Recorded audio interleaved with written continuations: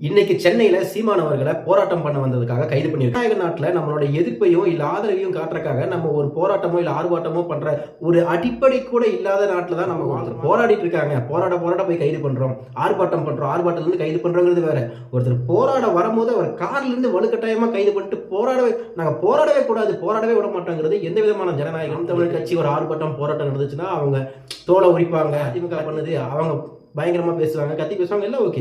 நேத்து ரொம்ப அமைதியான முறையில ஒரு பக்கம் ஓரமா நின்று தாவேக்காரங்க போற வரவங்களுக்கெல்லாம் நோட்டீஸ் கொடுத்துட்டு இருக்காங்க. அவங்களை கைது பண்ணி இந்த அரசு கொண்டு போய் எங்களுக்கு தேவையானது தற்காலிகமான தீர்வு கிடையாது, இதுக்கான நிரந்தரமான தீர்வு வேணும், இதுக்கான கடுமையான ஒரு சட்டத்தை கொண்டு வாங்க. அப்ப நாங்க வந்து போராட போறோங்கிற ஒரு கேள்வி இருக்கு.